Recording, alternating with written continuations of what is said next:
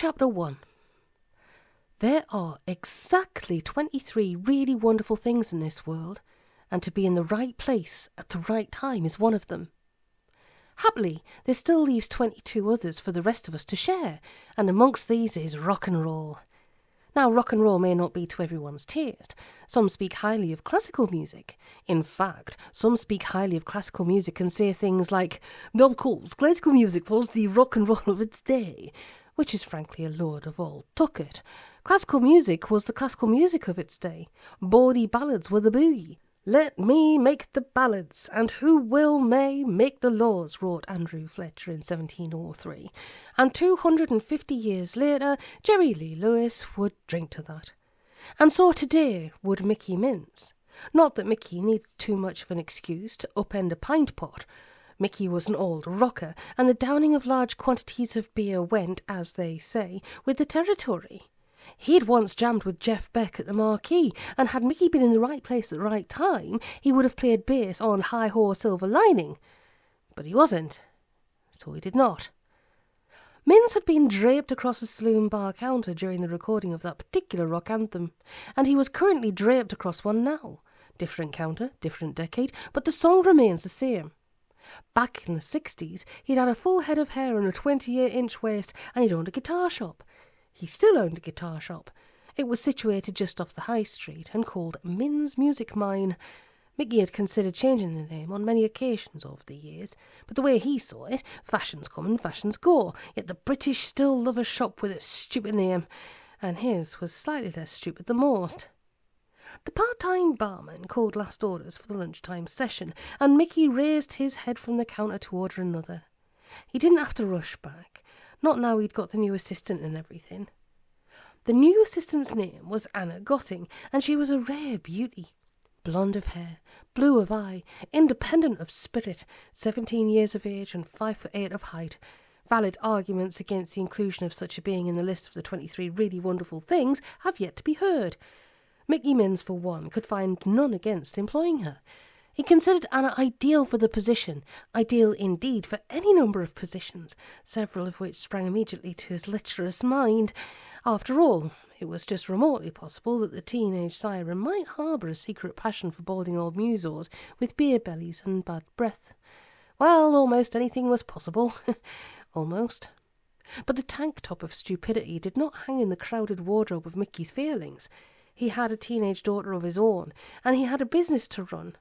In Anna he saw a valuable asset. She'd only been with him a month, and the weekly takings had already doubled. Never had so many guitarless young men purchased so many plectrums.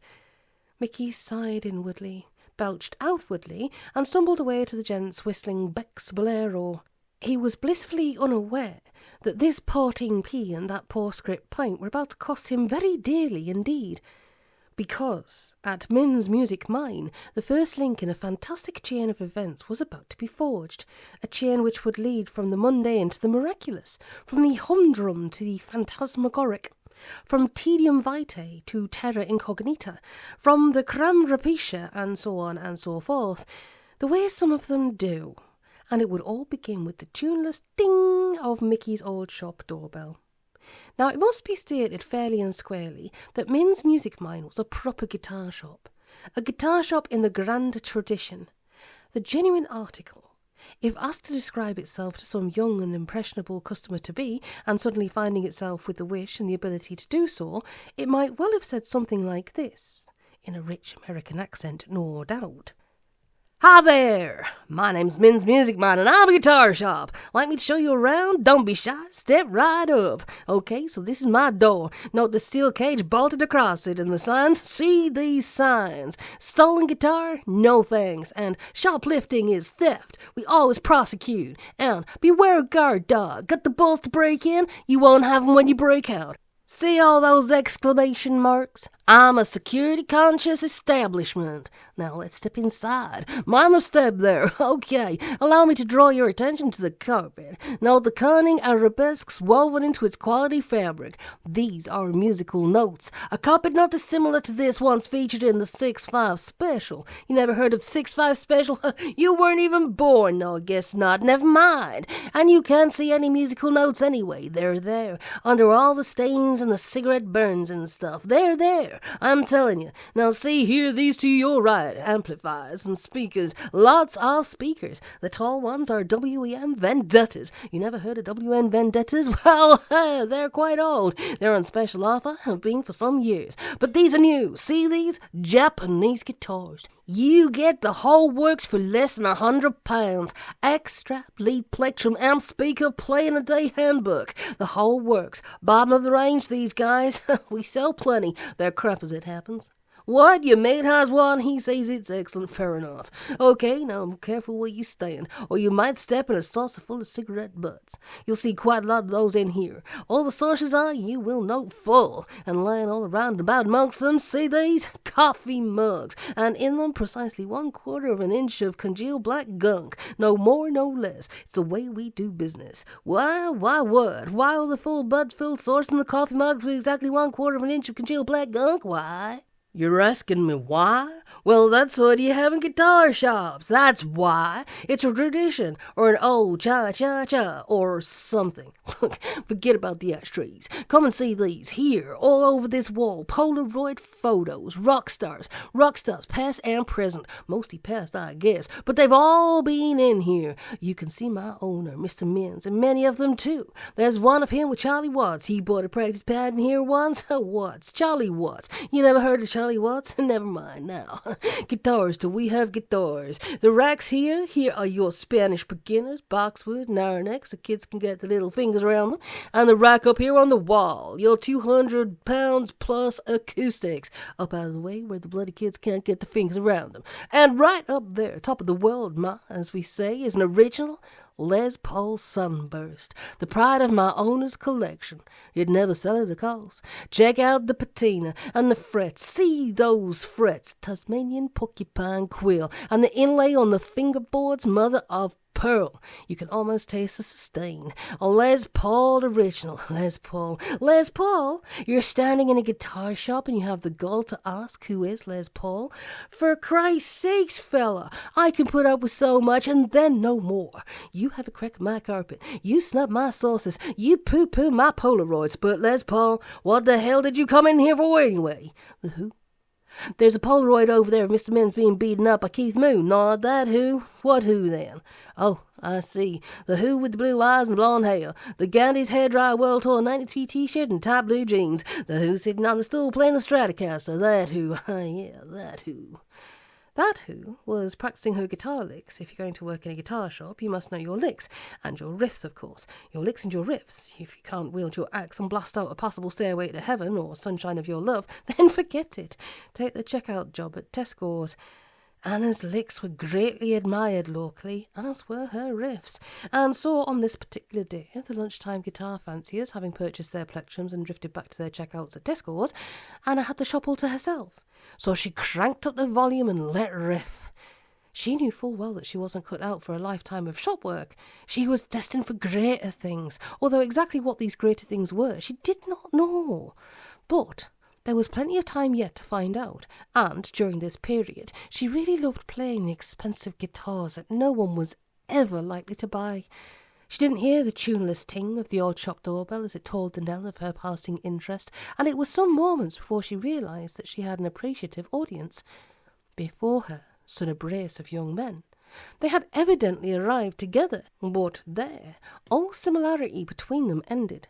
One was tall, very tall. The other was quite the opposite. The tall one wore a black shirt, buttoned at the neck, a light pale cotton jacket with long lapels, drooping padded shoulders, and one button low.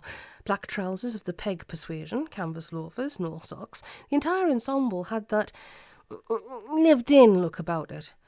At the high head end there were points of interest, a fine aquiline nose, a noble brow in the making. a mouth made for smiling, gentle eyes. The head was swathed in bandages and topped off by a cap with the words Ultimate Warrior printed on the front. The short one, and he was a very short one, scarcely reaching the knee of his companion, sported mother-care dungarees, a tartan shirt and red jellies. He had the face of a cherub. Anna switched off the expensive guitar, unplugged it and set it carefully aside. Then she climbed down from her stool, tucked the rear of her T-shirt into the 23-inch waistband of her jeans, stroked back her hair and pounced. She plucked up the fellow in the dungarees and cradled him in her arms. "Watch your mate, Tuppe," she laughed, lowering her cheek for a kiss. "Great legs, Anna." The small one applied his lips to the allocated beauty spot. "And watch your mate, Cornelius." The tall boy stood and he sniffed. "I bet you can't get it." Anna grinned wickedly. "I bet you I can." Cornelius took another sniff. "Chanel," said he. "But which one?" One more small sniff and one big smile. "Chanel number 19. "Correct as ever." Anna carefully set down the top and then fell upon the lowered neck of Cornelius Murphy and kissed it. It was the kiss of an old friend. Cornelius kissed her hair. It smelt wonderful. He could easily have identified the shampoo, but he did not. He closed his eyes and savoured the subtle fragrances which composed the olfactory identikit that was Anna Gotting. It was all quite wonderful. "So where have you been?" Anna stepped back and glanced him up and down. "I haven't seen you since we left school a month back." "We've been working," Tuppe said. "But it didn't work out," he added. "So what are you doing here? Starting a band? I'm getting the hang of lead guitar if you are." "We'd like to buy an ocarina," said Tuppe brightly. "A what?" "An ocarina." Cornelius mimed the playing of one. It's an egg-shaped wind instrument with a protruding mouthpiece and 6 to 8 finger rolls. It produces an almost pure tone. Do you have one in stock by any chance? Anna eyed the tall boy. "What happened to your head?" Cornelius gingerly fingered his cap. "Car accident," he suggested. "Oh, I'm sorry." "About the ocarina?" Tuppe grinned up. Anna smiled down. "I think I've seen one somewhere. Do you want me to look for it this minute?" "Please." Tuppe nodded vigorously. "It's quite urgent." Anna shrugged. "Okay, you can play the guitars if you want, but don't touch the sunburst. It's an original." And with that said, she swept away at her storeroom, laying down a trail of Chanel number 19 that Cornelius could have followed with his nose bandaged. Tuppe gazed wistfully around the shop and sighed. "I wish I could play the guitar." "You could learn." Cornelius strapped on the Stratocaster and did a Pete Townsend windmill with his right arm. Then he stooped hastily to pick up the rack of sheet music he'd overturned. "Why don't you take lessons?" "I couldn't reach the fretboard. My arms are too short." Cornelius did not apologise for his thoughtless remark, and Tuppe did not expect him to. They were best friends. Each saw the other as an equal. The glaring difference in their heights did not enter into it. "Is this an ocarina?" Anna returned with an item resembling a tiny bullet-pocked mahogany submarine. "That's a fellow," chorused her customers. Anna turned the instrument between her delicate fingers and perused the faded price tag. £5, 18 shillings and 6 pence. Is that a fair price for an ocarina? "The price of a thing bears no relationship to its value," said Tuppe wisely. "That depends whether you're buying or selling," replied Anna, wiser yet. Cornelius shuffled his loafers. "We weren't actually thinking of buying it." "You mean you just want to have a blow or something?" "Well, no." Cornelius chewed his lip. "We were hoping to steal it." "Why?" "Because we don't have any money." Tuppe pulled out his pockets. "We're stony broke." "So you want to nick this?" "I don't want to." Cornelius held down his cap and shook his head. "Dishonesty does not dine at my table as a rule, but the present circumstances are somewhat exceptional. Might I perhaps borrow the ocarina?" "I could ask Mickey, but I don't think he'd be keen. What do you want to do with it? Busk?" "I want to drill holes in it." Cornelius smiled painfully. "Then forget it. Listen, are you two on something or what?" "Certainly not." "Then why do you want to drill holes in an ocarina?" Cornelius looked at Tuppe, and Tuppe looked at Cornelius. "Tell her," said Tuppe. "I can't," said Cornelius. "Of course you can. If we succeed in this thing, everybody in the world is going to know about it anyway." "Everybody in the world?" Anna looked from the one to the other of them. All right. Cornelius smiled a little less painfully, but not much. You see, he began, Tuppe and I have just returned from an epic journey, and during the course of it we learned a great and terrible secret, a secret which we have sworn to reveal to the world. Oh, yes. Anna put her hands in her back pockets, Betty Davis style. Oh, yes. We learned that all across London there are forbidden zones. They are cunningly concealed, and only a very few people know of their existence. Inside these zones exists another order of being. Tuppe whistled the theme from the Twilight Zone. Another order of being? Anna spoke the words in a toneless tone. Another order of being, yes, a secret civilization, and it has apparently been orchestrating the progress of mankind for centuries. Screwing it up, Tuppe added. I see. Anna turned up her eyes. Bumblies hung from the ceiling. She'd never noticed them before. They were constructed from the rolled-up foil of Woodbine packets circa 1965. Go on, she said. Cornelius went on. We also learned that it's possible to enter the zones by playing certain notes on an ocarina, notes which cannot normally be played. You have to drill new holes. I have the plan here in my pocket on a map. We plan to drill the holes, enter the zones, and grab the booty, Tuppe put in. What booty? A note of interest entered Anna's voice. Riches. Cornelius made expansive gestures. Then he stooped once more to clear up the sheet music. Untold riches. The stones from engagement rings, missing art treasures. Biros, Tuppe put in. Biros, umbrellas, odd socks, yellow-handled screwdrivers, supermarket trolleys, all the stuff that unaccountably goes missing. We'll only be going in for the untold riches to start off with. Anna studied the ocarina and then the face of Cornelius Murphy. And do you really expect me to believe this? No, not at all. I only want the ocarina. You asked me why, and I told you. I'd prefer it if you didn't believe a single word. I wouldn't, if I was in your place. You really are on something. Anna prepared to return the ocarina to the spot it had occupied for the last 23 years. No way! Tuppe cried. His dad's trapped in one of the zones. They captured him. No, I know you're lying.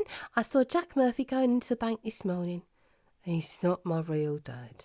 Cornelius sighed. Explaining the unexplainable is always a problem. My real dad is a great mage called Hugo Rune. And mine is Elvis Presley. So long, guys. Cornelius fluttered his fingers. Could I just look at the ocarina before you put it away? Anna hugged it to her bosom. What will you do if I give it to you? Well, I thought I would say something like, can I take it outside to see the colour of it in the daylight? Then just sort of run off with it. Sound plan, said Tuppe. I can't let you do that. I'd lose my job if Mickey found out. I suppose you're right. Cornelius rammed his fluttering fingers into his trouser pockets. I wouldn't want that. We'll go elsewhere. Listen, it was really nice to bump into you again, Anna, and smell your perfume. If Tuppe and I survive in one piece, rescue the daddy, return with the riches, best the blighters in the forbidden zones, and reveal them to the world, then I'd like you to bear my children. Bye for now, then. And be lucky, Tuppe added. Anna watched the odd couple turn and make for the door. She'd known Cornelius for 5 years. He is a friend. Eccentric, perhaps. Weird, even. Certainly not like the rest. But he was honest, and he was really quite handsome, although Anna did harbour a secret passion for ageing musos with baldy heads, beer bellies and bad breath. Well, anything was possible. Almost. But the tall boy's story was clearly ludicrous, an insult to her intelligence. Anna glanced round the interior of Min's music mine, seeing it all as if for the first time, which is sometimes the way when you see something for the last time, or even when you discover yourself to be in the right place at the right time. Perhaps, she said, as the tall boy reached the door, you'd like to take this outside, to see the colour in the daylight. Cornelius turned back, and he smiled a most winning smile. Perhaps you'd like to see it too, he suggested.